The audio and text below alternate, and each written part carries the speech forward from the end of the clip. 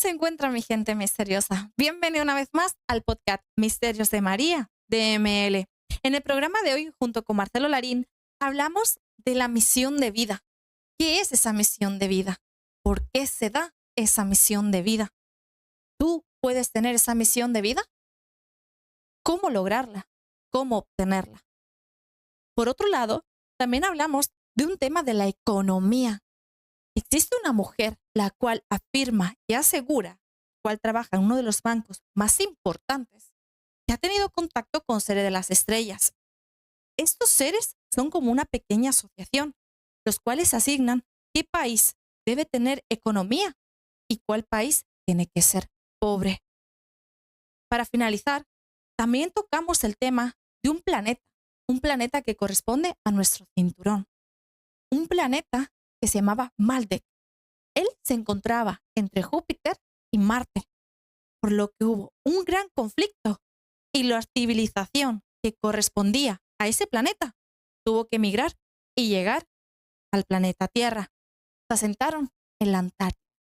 En el programa de hoy hablaremos de esto y mucho más. Bienvenidos al podcast Misterios de María, de ML. Haremos un viaje con las meditaciones personalizadas, un viaje que va a transformar la vida de cada uno de ustedes, en donde vamos a transformar la vida ordinaria en una vida extraordinaria, en donde los obstáculos no serán un fracaso, sino solo un entrenamiento mientras alcanzas sus metas, sus éxitos y su realización. Aquí abajo les dejo mi contacto para que usted pueda empezar a tener una vida del ordinario a lo extraordinario. En el programa de hoy hablamos específicamente de la raza de los cráneos alargados con Marcelo Larín. Entonces, María, ¿qué quieres que analicemos referente a esto? Quería saber, referente a estos seres que vienen de las estrellas, porque vienen directamente de las estrellas, y tienen el cráneo alargado. Hemos conocido diferentes civilizaciones aquí en la Tierra, los cuales los han intentado imitar inclusive, o los hemos llegado a ver junto con el tema de los faraones en Egipto, que tenían también su cráneo alargado. Pero, ¿de dónde viene esta civilización? ¿Viene huyendo de una guerra, de un conflicto en su planeta? ¿O directamente su planeta se desplazó hacia aquí, cerca de nuestro planeta Tierra? Es muy interesante esa pregunta con la que arrancamos. Pues sucede que, como efectivamente dijo María, por ejemplo, en el Vaticano comenzaron ellos a usar unos sombreros tipo chef porque hubieron algunos papas que pertenecían a esta raza alienígena. Entonces, para ocultar sus cráneos y no ser tan evidentes de eso, empezaron a ocupar esos sombreros largos para ocultar el cráneo alargado. Entonces, estos empezaron a darle fuerza y a fundar y a darle potencia a la religión y llegar a tener un gran poder religioso. Hay que recordar que hace 500, 600, 800, 900 años la Iglesia Católica tenía un gran poder. Entonces, estos seres empezaron a ser papas, pero a partir de la religiosidad con el que ocultaban su verdadero origen. Estamos por ese lado. Ahora, si nos vamos a ver también otro linaje que empezó a surgir en Egipto, hay muchos faraones como Nefertiti, Tutankamón y otros más, que usted lo ve su cráneo es alargado. Su cráneo no es normal, incluso el aspecto de ellos tampoco es normal. Ese es el lado que se fueron por África y empezaron a fundar. En este caso, se les veía como reyes, no como faraones en sí. Ese es un nombre que después se acuña, pero realmente existían reyes. Entonces, estos empezaron a conquistar toda esta área de Egipto, estos reyes. Por el otro lado, nos vemos por el lado de Europa, comenzaron a conquistar el lado religioso, pero también hay muchos príncipes y reyes que también tenían el cráneo alargado, es decir, en la monarquía comenzaron también a conquistar esa parte, a obtener un poder. Pero hubo otro linaje que se empezó a ir por el lado de Sudamérica y es donde están los que conocemos ya como los cráneos alargados. Esta gente de los cráneos alargados se convirtieron en reyes si le podemos llamar de esta manera, en aquellos linajes, por ejemplo, que surgían en Perú o como en el norte de México, que de igual manera las personas que tenían esta supuesta deformidad se les consideraba que eran otro tipo de categorías, casi rozando un linaje divino. Entonces, como estamos viendo, prácticamente en todos los continentes aparecieron esta raza de cráneos alargados. Algunos todavía siguen vivos, por ejemplo los Rothschild. Si usted empieza a ver los cráneos de ellos, los de ellos son un cráneo auténticamente alargado, parece un híbrido, que ahora empezaron a controlar, por supuesto, lo que sería el área financiera. Es más, escuche usted esto que dice una economista de quienes controlan la economía. Escuche lo que dice ella. Welcome to the Next News Network. I'm Gary Franchi. Joining me now for the special web edition is World Bank whistleblower Karen Hudes. She's one of many of a coalition of whistleblowers who are making waves across the planet. She's joining me now in studio. Karen, welcome to the program. Thanks for having me on, Gary. Karen, just before we went to air, we were discussing the global corruption, the global syndicate, the bankers. Who are these people? Who are the individuals? Who are the puppet masters pulling the strings of the bankers? Well, because you had mentioned the Jesuits in a previous interview, so I'm intrigued as to know where's the connection to the Jesuit order, as well as through the Vatican and beyond. There's many secret societies in the world. Many people speak of the Illuminati and the Masonic orders, the Order of the Garter, many of these super elite organizations that operate in secrecy. So I know I've named a few already, but if you could help us elaborate on these points, who are the people pulling the strings? Well, do you remember when there were ghettos and you had something called a Judenrat that were the ones that would draw up the lists of the Jews that were going to get exported the next day? Do you remember how that system worked? Well, it was a little before my time, but history would dictate what happened in those ghettos. So elaborate, please. These were traitors to their people who were helping because they thought they were going to save themselves. That's maybe why they did that, but it doesn't matter what their motives were. They were doing the work against their people. Now, think of this as an elaboration on a larger scale, and what we're dealing with actually is humanity and the elite, the secret societies, the Vatican. They're traitors to humanity, because the one at the very core that's pulling the strings is a different species. They're not the human race. They're called Homo capensis. They have been on Earth together with humanity for before this ice age. And the reason I know about this is because I was trying to help out a movie producer who couldn't get his movie. It was called The Banksters Made Off with America, Edmund Drille. And he introduced me to his network of whistleblowers. One of the people in that network is a neurologist who went to Yale Medical School and was retired, and he was trying to find out what was at the very core of all of this corruption.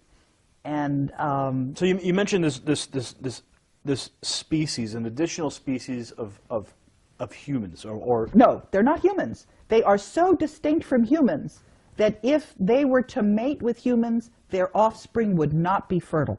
Now, are you speaking of the biblical Nephilim is an entity that people have discussed and tried to understand for millennia, and that is the race of offspring of humans and the fallen angels from. No, these are not angels. These are not spiritual. Well, the Nephilim themselves were the offspring of the fallen angels and humanity. Is this the same They species? are not fallen angels. They are critters. People who I am getting emails from saw them the day before.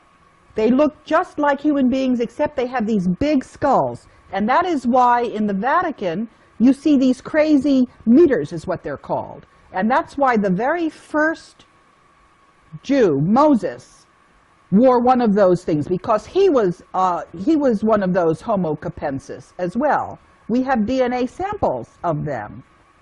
And the reason we know this is because it was in the papyri of one of the pyramids. I found this out from from the internet. But what is really remarkable, actually, is that we have had so much evidence, and we haven't had any studies into it. If you look at the archaeology, there is a civilization off the coast, because the sea level has risen by 400 meters. But what do we know about this ancient pre-Ice Age civilization? We do have a map that's left over from there, because it shows the coastline of Antarctica before the ice froze on it. And it's following that landmass perfectly. So what we have is we have evidence. There's also evidence in South Africa. There are a lot of these skulls that you find. And what You're speaking of the elongated skulls that have been found in graves, and even some of the skeletons found with these are in fact giant people. That is something different. No, I'm not talking about that. I am talking about a large skull. The elongated skull, the elongated cranium. Some are in Peru, some are elongated.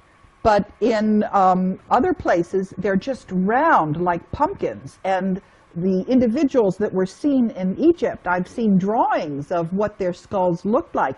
It was just massive, much larger than human being skulls. And also, you know, in a human skull, there's something they call the parietal, where it's in 3 different segments. This critter doesn't have those separations. It's just So you're saying that this specific species of individuals is occupying the Vatican and functioning through the Jesuit order? Yes, but they're also working in the banks in Portugal, because one of the people who saw this, you know, in Saturday Night Live, there was a broadcast of something called the Coneheads. So that's a slang word for them, although my mother refers to them as the boneheads. But they're alive and running around and doing all kinds of mischief. Now, some people might find the information that you're presenting right now to be completely, some people might say it's completely crazy. What do you say to those people who are watching this right now going, I don't believe a word of it? I would say you need to read the articles that Ed Spencer has sent me. You need to look at the skulls in the museums. You need to read the DNA studies. And you need also to think about what kind of motive the human beings might have for being traitors to their species. Why would they do this? Why would we have a banking system where all the money ends up going to the Vatican and people run around starving? Why would we have, for example, if you look at what the actual teachings of Jesus Christ were, as opposed to when you had translations and various things happened and got put in there. And as some of the whistleblowers have been discussing this, information, articles on Homo capensis have disappeared from the internet. They've been taken down. And other critics who, I don't know why they're getting all the coverage they are, and they've been getting features in Wikipedia. Let me talk a little bit about Wikipedia. Sure, okay? sure. I had an experience with Wikipedia because I got involved in trying to edit the biography on Robert Zoellick, who was the World Bank president. And I was trying to explain to people that the United States had lost the gentleman's agreement, which you could demonstrate. You could see, I couldn't get that into Wikipedia. They were clearly being controlled by this group that is controlling all the capital markets So do you and the think banks. do you think that these same people were preventing your Wikipedia edits? Yes, and what I'm trying to say is that this person who was attacking the information on Homo capensis had a big, long article featuring her on Wikipedia. So I know who Wikipedia is. I know whose interests Wikipedia serves. And when somebody who's just starting out gets a big write-up, I know what that really means. Ustedes la escucharon. No es una invención de Marcelo Larín, no. Usted lo acaba de escuchar. Entonces, se han dividido prácticamente en diferentes zonas, de los cuales obviamente también llegaron a tener en su momento un gran poder. Cae Egipto, de igual manera, cae también la religión católica, caen las monarquías y claro, quedó el poder financiero, que muchos han emigrado hasta ese momento. Como podemos ver, ellos obviamente tenían una ventaja sobre el hombre primitivo. El hombre de las flechas, tuvieron ellos mucha ventaja porque traían un conocimiento de organización, de civilización, así como también ellos traían un conocimiento de cosecha, de agricultura, etcétera, etcétera. Pero en la pregunta que dice María, ¿cuál era su origen? El origen de estas razas era Maldek. En Maldek, ¿dónde quedaba? Pues hay un cinturón de asteroides, que es el que usted está viendo en pantalla, donde puede ver Marte y luego está Júpiter. Si usted se fija, cada cierta distancia está ubicado cada planeta. En el Sol, en el Mercurio, y así siguen todos los planetas que tienen prácticamente una distancia bien ordenada. Donde tocaría que existiera otro planeta, no está. Está el cinturón de asteroides y luego sigue Júpiter y así sucesivamente. Entonces, esta especie, esta raza, lo que hizo fue emigrar, pero ellos emigraron hacia el planeta Marte, pero lastimosamente el planeta Marte ya estaba convulsionando en una guerra y a ellos no tuvieron otra opción más que llegar hacia la Antártida. ¿Qué hace? Miles de años la Antártida no era hielo. Hace miles de años la Antártida era un vergel, era un gran jardín en el cual se podía vivir. Era como el clima de Australia y fue ahí donde ellos llegaron y empezaron a construir pirámides. Interesante. Pero te quería preguntar una cosa referente a estos seres. O sea, ¿estos seres eran físicamente con la apariencia como humanos? La única diferencia que tenían era que tenían su cráneo alargado.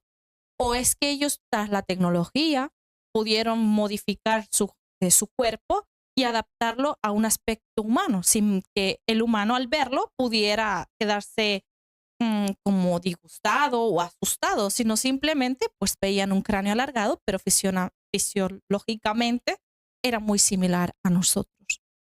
Hay que recordar también que hay diferentes especies que son compatibles sexualmente hablando con nosotros.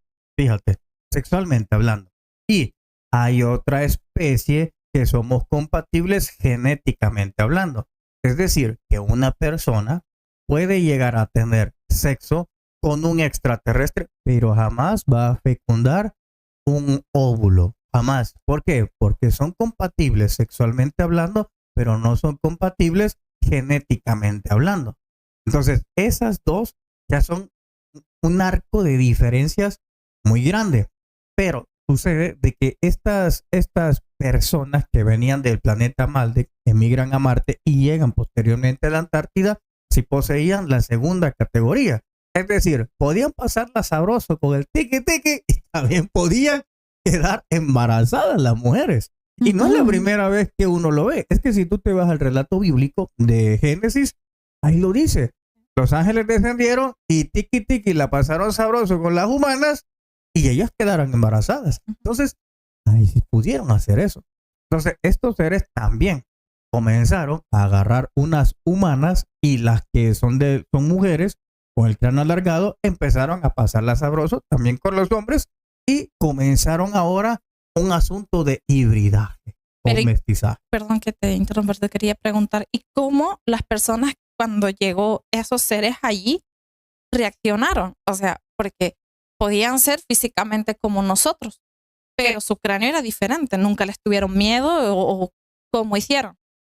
Recordad que en aquellos entonces, incluso yo me atrevería a decir que las personas estaban más familiarizadas con algo extraño que en nuestros tiempos. A diferencia está que en aquellos entonces todo lo que bajaba del cielo no es que se le temía, más bien se le respetaba, porque era una divinidad que descendía de los cielos. Entonces, lejos de tener un temor, era un respeto que se le tenía a estas divinidades. Es más, tú lo puedes ver en la situación que los antiguos españoles llegan a México, a Perú, a Colombia.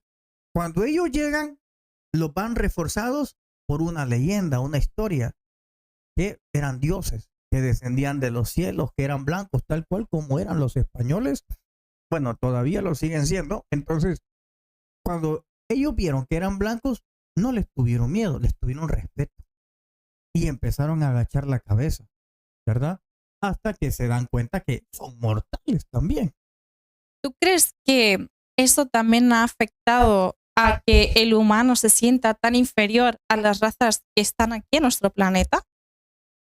Mira, no podemos generalizar si se sienten inferior o no se sienten inferior. No sé ante qué te referís con que se sientan inferiores. Normalmente el humano se siente inferior ante cualquier ser que venga de fuera. Siempre se ha sentido así. O que nosotros no valemos tanto, o el humano no tiene ese poder que pueden llegar a tener ellos, o sienten que tienen que estar, como tú dijiste, agachando la cabeza. O sea, es algo que sigue hasta el día de hoy, no es algo nuevo. Por ejemplo, un ser humano ve un extraterrestre y se queda como frisado, y no por el hecho energético, no voy a hablar del concepto energético de que una vibración o no vibración, sino de que ya lo ven como algo superior. Entonces, por eso era mi pregunta.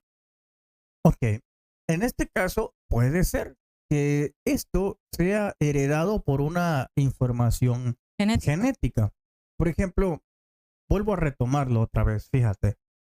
En el caso este de Mesoamérica, cuando llegan los españoles siendo blancos, esa información genética de esa civilización que en un probable tiempo, momento, tuvo un contacto con estas razas blancas que venían de los cielos, esa información emigra hacia las nuevas generaciones. Entonces, esa reacción que llegaron a tener ellos fue quizá precisamente la misma reacción que tuvieron sus ancestros.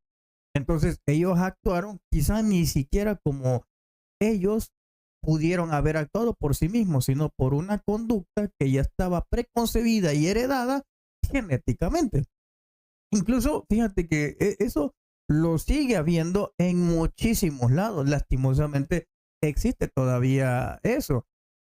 A veces uno va a lugares de México, y yo me fijo mucho en eso, que dice, a veces hay una conversación y de repente nombran al güerito, que es decir, un blanco, y dicen algunos, no, y este tiene un hijo güero, un hijo bien blanquito, le salió un hijo güerito, pero no resaltan que me salió un hijo morenito, y morenito.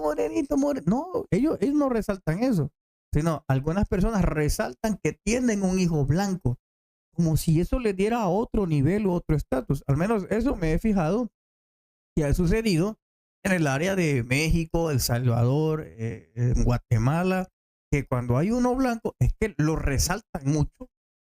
Es curioso esas cosas, pero no se resalta que me salió uno morenito, con ojos negros, así pequeñito y pasos. No se resalta, le salió rubio, blanco, te lo dicen, como que le estuviera dando otro estatus. Cuando mencionan eso, yo lo que estoy viendo es la reacción generacional de hace cientos de años que probablemente sucedió eso, porque imagínate que llegan los españoles, ¿verdad? Y de repente están las prietillas morenas como yo, tienen un hijo blanco que ya no es moreno, sino paren uno blanco porque el padre es blanco, y ahora toda su gente empieza a decir, oye, este tuvo uno blanco, mira, y se vuelve popular porque tiene un hijo blanco y los demás son prietillos como yo. Entonces, esa genética, esa memoria genética, al parecer, sigue heredando. Es más, fíjate que hay categorías todavía, sobre todo en México,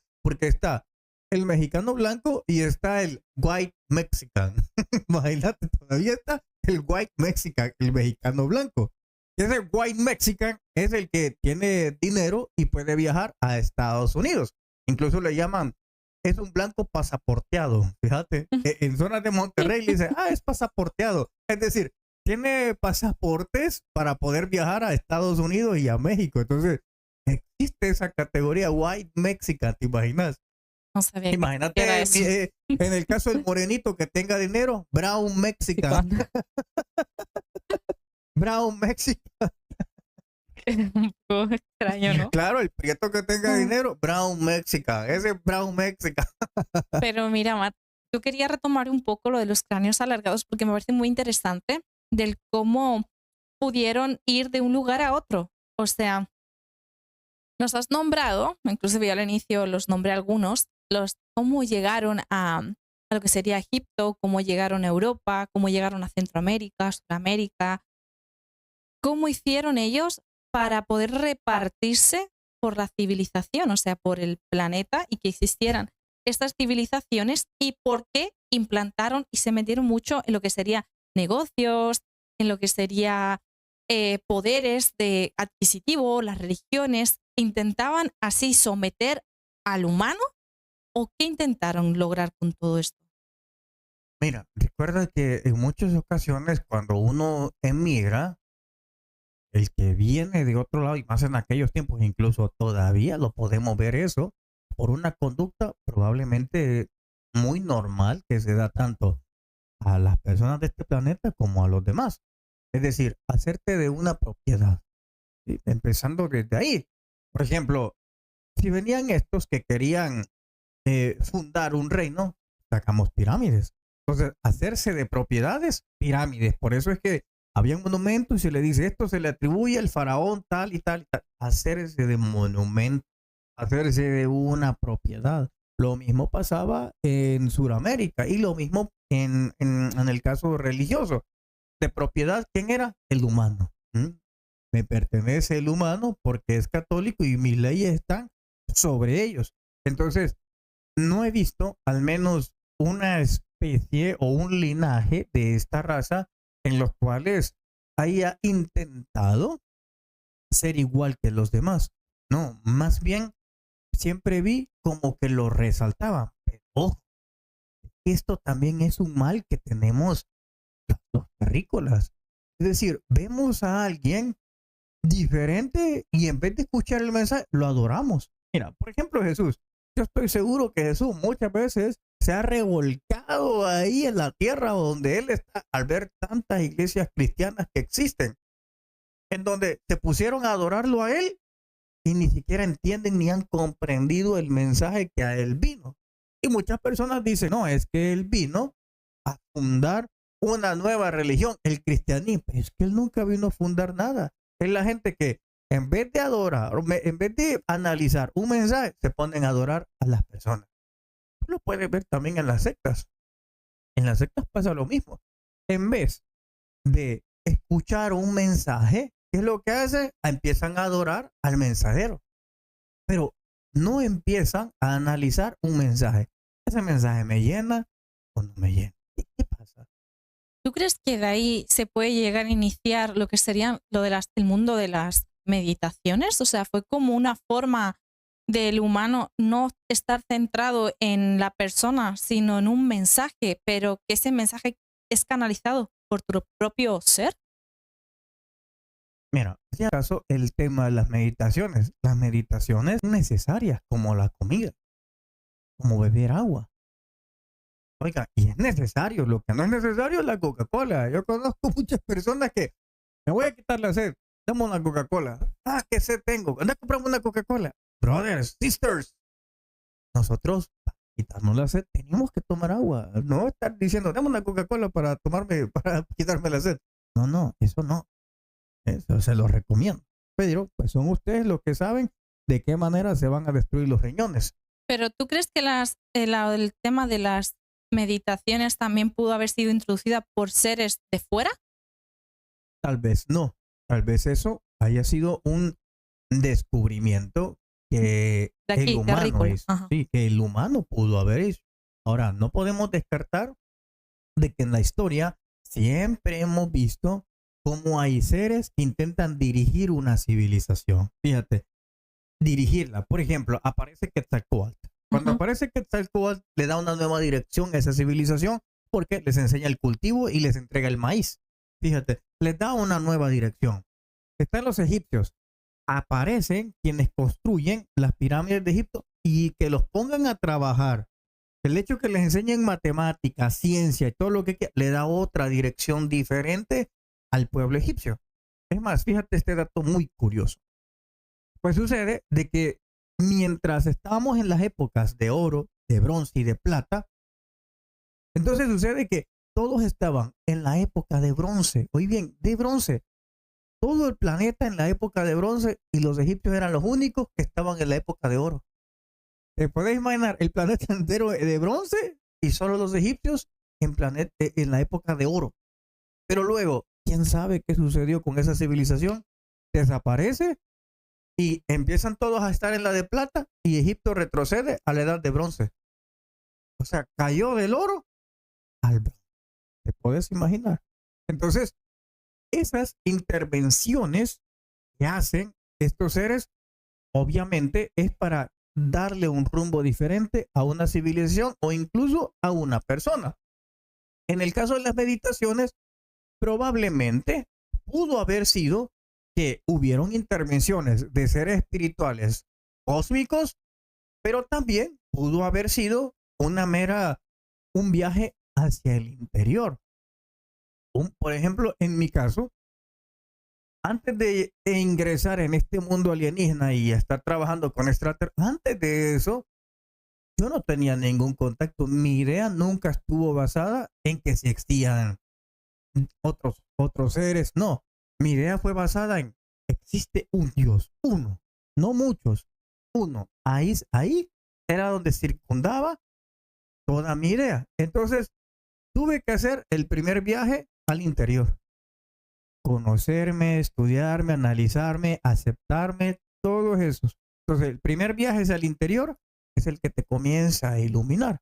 En mi caso, no puedo decirte que tuve un guía, un ángel, un arcángel. No, un viaje en solitario hacia mi interior, a conocerme realmente de lo que era incapaz en aquel entonces, de lo que era capaz y de lo que podía llegar a ser capaz.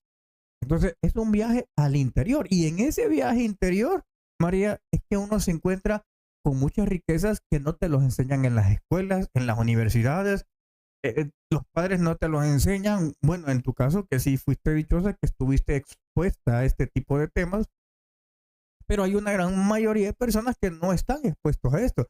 Y encontramos eso cuando hacemos un viaje hacia nuestro interior. Pero mira, todos los iniciados, todos y cada uno de ellos, desde Moisés, Ra, desde Platón inclusive, que también fue iniciado, Jesús, Buda, muchísimos iniciados iniciaron a través de las meditaciones, es decir, necesitaban estar solos en un lugar en el que estuviera conectado directamente con la naturaleza, donde no hubiera sociedad, o sea, se iban a las montañas, se iban a los bosques, se iban a un lugar donde ellos pudieran conectarse directamente con la Pachamama. Y ahí eran donde ellos encontraban su espiritualidad. Y tanto era el contacto consigo mismos que en muchos de ellos cambiaban su color de piel.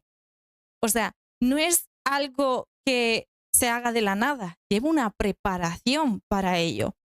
Por ello, yo quería también preguntarte, ¿tú crees que estos iniciados fueron elegidos o cualquiera puede tener ese contacto consigo mismo a través de las meditaciones? Efectivamente. Ya. Te voy a plantear esa pregunta desde el otro lado. En el mundo donde me muevo, aprendemos siempre a ver las cosas desde otro lado, desde otra perspectiva. Y fíjate, la pregunta que haces tú, estas personas ¿fueron elegidas? Pudiera decirte, no, no fueron elegidas. Pero también pudiera decirte, sí, son elegidas. Pero hay una tercera opción. La tercera opción es, se eligieron ellos mismos. Elegirme a mí mismo para alguien que puede llegar a ser lo que yo admiro, convertirme en esa persona que yo admiro, esa es la única opción que tú tienes cuando tú te eliges. Y es que estamos ante una situación bastante grave en donde estamos esperando que alguien nos elija para poder ser algo, cuando debería ser al contrario. Nosotros mismos nos elegimos para convertirnos en eso que nosotros admiramos. Tú lo puedes ver claramente en ti. Por ejemplo, ok, María, cuando yo creo el curso o la formación, mejor dicho, de consultor cósmico, ¿verdad? Ahí está abierto. Tiene un costo. Obviamente que tiene un costo, porque a mí me costó mucho. Hice las cosas que muchos de ustedes no las van a hacer, ni las harían ni locos, pero yo sí lo hice. Y eso tiene un costo. Entonces, ¿qué sucede? Viene, en este caso, María de las primeras generaciones que formé como consultora cósmica.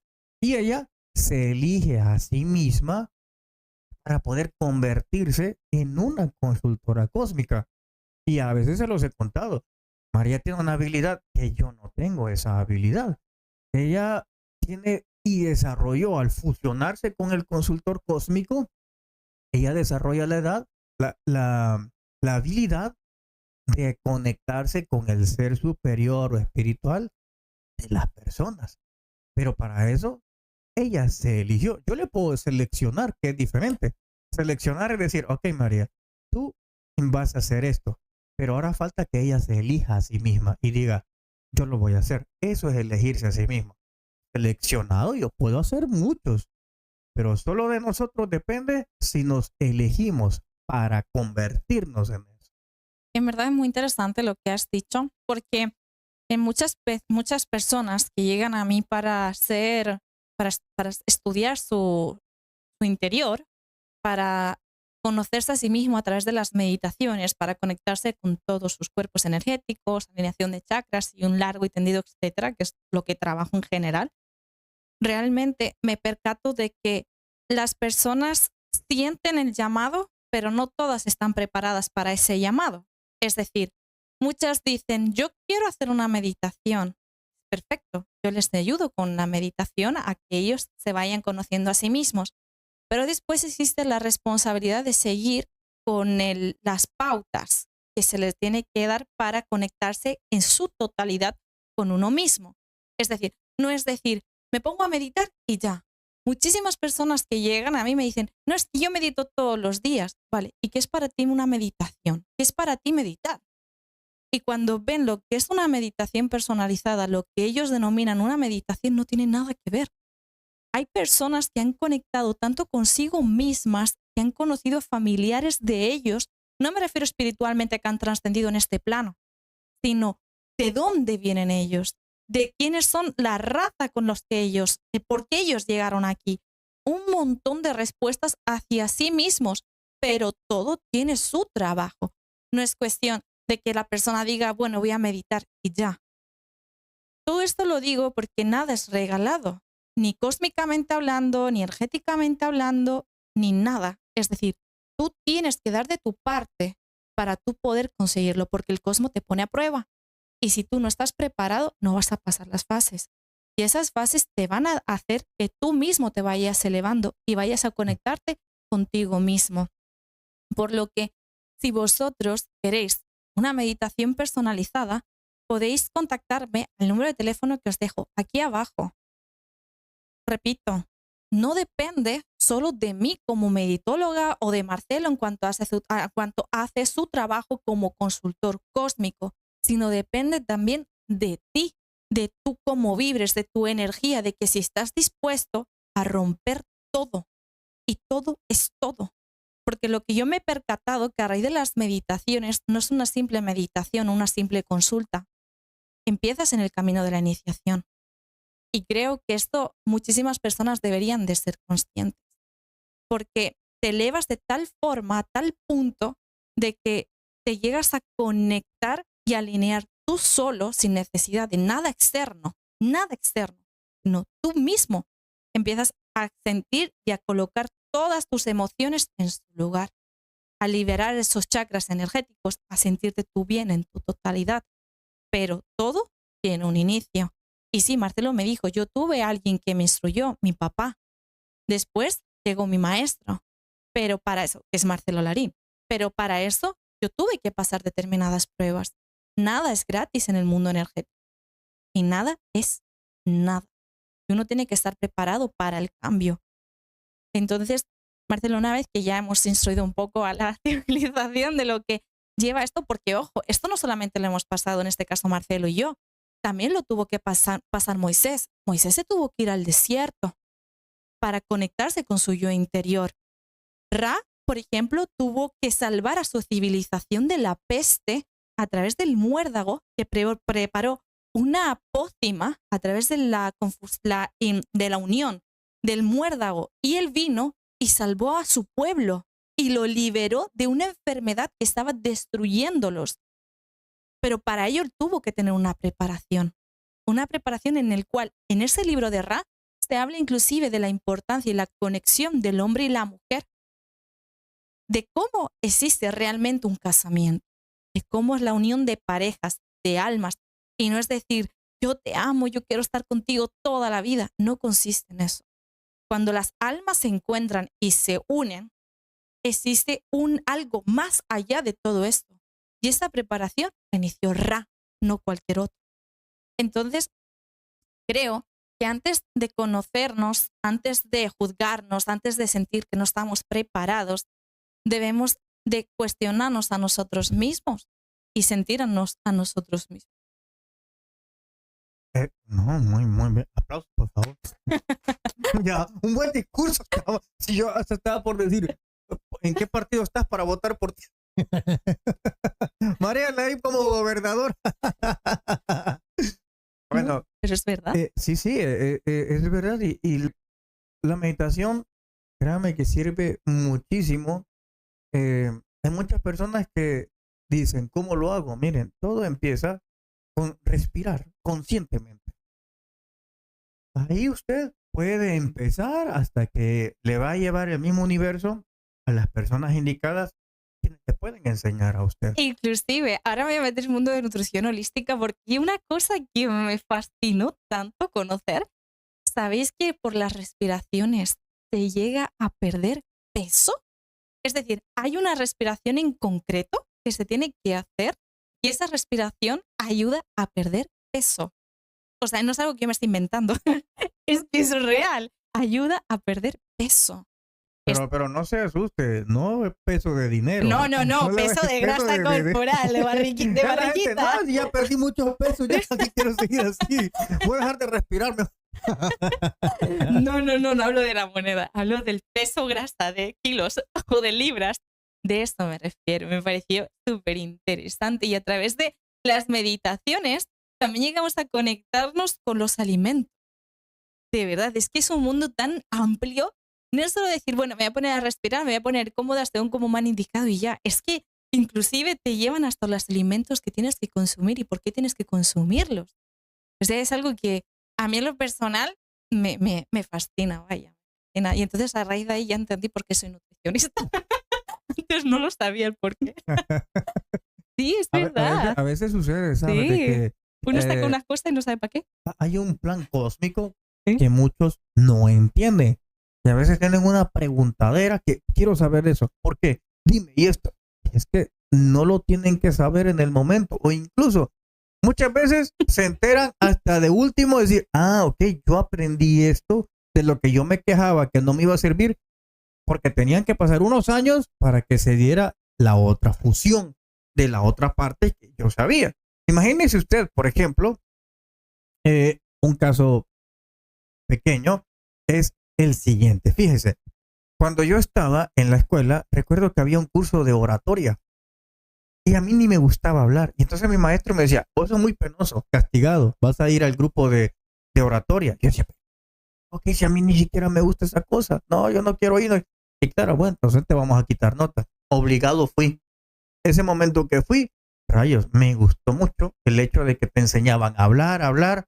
Para aquel entonces, claro, yo no lo entendía y tiempo después me volví conferencista. Pero ese castigo me transformó, aunque en el momento yo lo vi como un castigo, pero casi 20 años después me sirvió. Fíjense. Pero, y Marcelo, ¿y eso está relacionado con lo que sería la misión de vida? Es interesante, fíjate que muchas personas en las consultorías que doy, las personas siempre me dicen, oye Larry, yo la verdad que no encuentro mi misión de vida. Yo quisiera encontrar mi misión de vida, ¿verdad? Ok, es que dudo mucho que la vayan a encontrar. ¿Por qué lo digo? Porque tenemos una idea un poquito errónea de lo que es la misión de vida, cómo funciona, cómo actúa.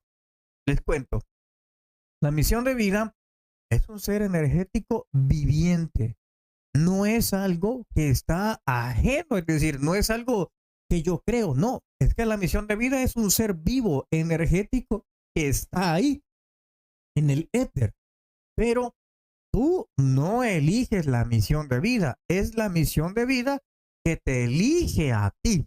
Entonces, tú tienes que estar capacitado, tienes que tener la suficiente fuerza, poder, para poder postularte o ser uno de los que se postule a lo que la misión de vida necesita, te escoge y ahora cumples la misión de vida, ¿verdad? Le cumples a la misión de vida. Entonces, las personas siempre dicen, no, es que yo no encuentro mi misión de vida y no la van a encontrar. Es que es ella la que los encuentra a ustedes. Y por esa razón es que uno tiene que empezar a trabajar desde ya. Miren, les voy a dar un pequeño ejemplo. En este caso, la pongo allá de ejemplo para que ustedes, es algo más tangible su ejemplo. En el caso de María, era nutricionista, ¿verdad? Ella sale de nutricionista hace ¿cuántos años? Fue en el 17, 18. Imagínense, en el 17 y en el 18, ¿verdad? Ejerció un año, creo que trabajaste en una escuela, ¿verdad? Sí. De eso, va, ahí lo tuvieron, ahí estuvo, ok. Luego viene y casi 8 o 9 años después, la misión de vida, por el recorrido que María llevaba espiritualmente, energético, lo que usted quiera, evoluciones, cosas que ha tenido que pasar dolorosas de ella en su vida personal, cosas dolorosas.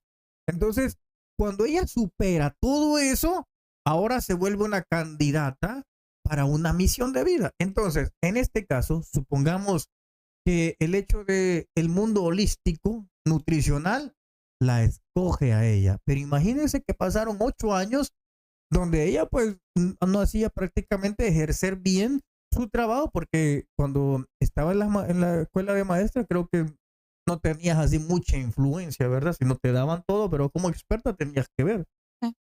Y en cambio hoy, que ahora es nutricionista holística, ella tiene otra perspectiva. A lo que quiero decir es, tú puedes hacer algo, pero mientras no te ganes los puntos requisitos, esa misión de vida no va a llegar a ti, a tu vida. Entonces es importante tener esos requisitos para ser candidatos potables para cumplir y ejercer una misión de vida. Mira, algo muy curioso que te quiero decir esto y me gustaría tocarlo en otro programa, es referente a que nunca hablamos de eso, es referente al alma. Mira, hay cosas que nosotros en este plano tenemos que experimentar, sentir, vivir y nos cuestionamos el por qué. ¿Por qué tengo que vivir esta experiencia? ¿Por qué tengo que sentir esto que me ha causado tanto dolor? ¿Por qué tengo que revivir constantemente esta escena? ¿Qué es lo que he hecho mal? ¿Es karma? ¿Qué es? ¿Por qué tengo que pasarlo? Hay vivencias y experiencias que humanamente hablando las necesitamos pasar para nuestra alma, porque nuestra alma necesita ese conocimiento, necesita eso para poder evolucionar y poder llegar al plan el cual tenía orquestado desde el inicio, desde antes de llegar a este plano. Entonces, existen vivencias en las cuales nos cuestionamos el por qué, inclusive juzgamos a un Dios divino, a un Dios creador, lo dejamos de lado y simplemente no creemos en nada. o simplemente nos basamos en creer en nosotros mismos. ¿Qué quiero decir con todo esto? Que cuando uno ya entiende lo que le va a llegar o las cosas que ha experimentado, ese plan se une a ti. Pero si tú todo el tiempo lo rechazas y no te enfrentas a esa energía, la cual te llega a perseguir, si tú no te enfrentas y le pones un alto, no vas a conseguir nada. Es decir, ese plan cósmico, ese plan divino, ese plan estaba para ti, no va a llegar. Y cuando llegue, tal vez tienes 60, 70 años porque ya has entendido, has reflexionado y dices tú, pero eso ya es muy tarde. Ya lo he aprendido muy tarde o ya he adquirido ese don muy tarde. Pero no es cuestión del tiempo. El alma no entiende de tiempo. Entonces, quiero aclarar esto para que la gente pues sienta que todo va a llegar. Cuando te tiene que llegar, te va a llegar. Y no es frustrarse. La frustración no se consigue nada, sino te bloquea. Y creo que es algo que todos deberíamos de conocer y saber. Fíjate que para ir terminando esta parte,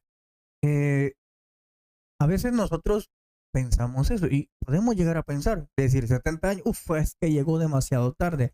Usted tiene que pensar de esta manera. No tiene que pensar que 70 años que ya casi que me voy a morir. No, fíjese cómo tiene que pensar.